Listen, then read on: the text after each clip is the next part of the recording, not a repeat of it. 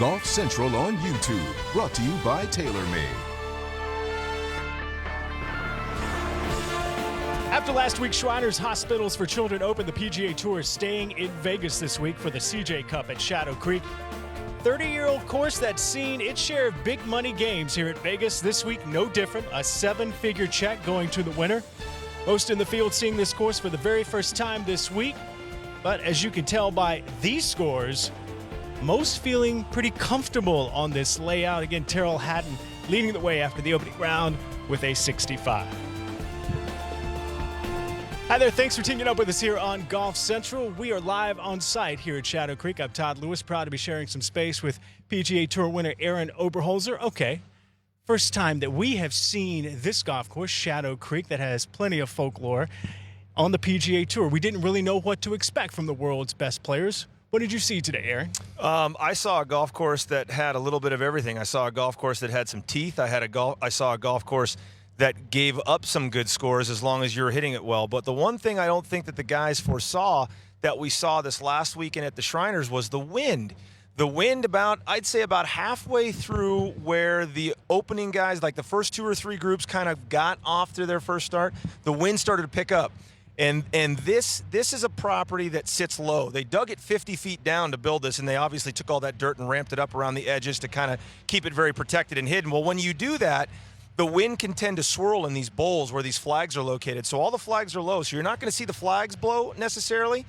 But where the guys are hitting their balls at their apex, that's where the balls are going to get affected. And that's what I saw today on the golf course. And a lot of the golf balls were getting affected up high. I think it was hard to pick clubs today for guys. And again, they don't have any recollection of playing this golf course because they never have. So they don't really understand how it's going to play. So now that they have a feel for what the golf course is going to do, we'll have to wait and see what tomorrow holds. But they're going to have a better understanding tomorrow.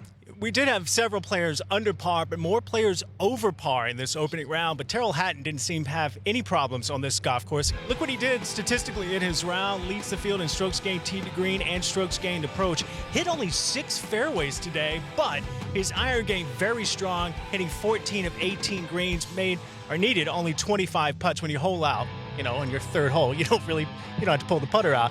But he did fly over here after an emotional victory last week from the UK. And after his round, he talked about fatigue. Yeah, I mean, it's fair to say I'm pretty tired at the moment.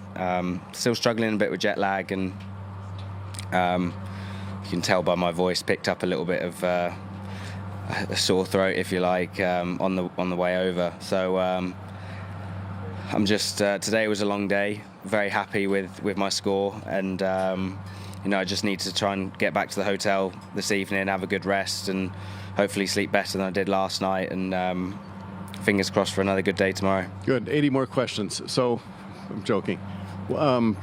Sometimes does it help, do you think, to I don't want to say get out of your way, but if you are that tired, to just go through it and not get in your way? No, well, the issue with today, I was grumpy out there, I was quite agitated, even though I had a really good score going. I was just on edge. That's generally quite a hard thing for me to manage. Wentworth, I did a great job of that. I was quite happy all week, and today, just as being as tired as I was just a bit more on edge. So I wasn't happy with kind of how I managed myself after some poor shots. But I think this is kind of easy when everyone loses their cool when they're tired and haven't slept enough. So it is what it is. What do they say? Beware of the wounded or sick golfer. And Tyrrell Hatton, let's look at what he has done over the last year. Since missing the cut at the BMW PGA on the European Tour last year, 3 victories. He was 49th in the world a year ago.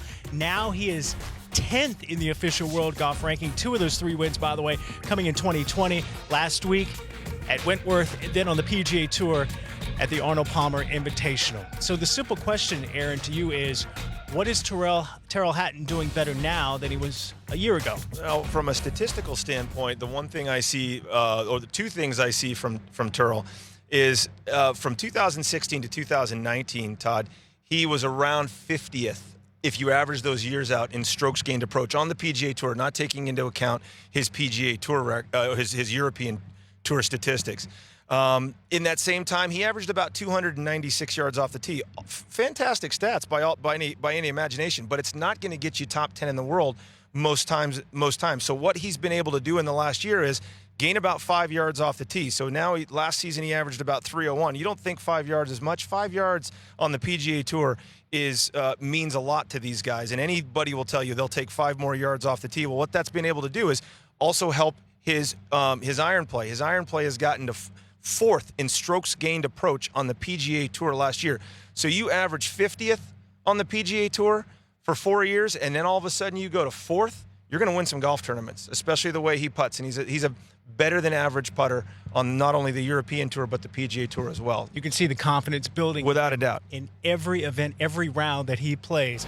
I got home from the U.S. Open, and for some odd reason I didn't want to play golf. It was just one of those things, it was probably one of the first U.S. Opens that really took a chunk out of me. So took about 10 days off, had 3 weeks off, so started practicing shortly after that, and it didn't feel too rusty. A few chips and a few moments out here I did, a couple mental mistakes, but definitely happy with the 6 under.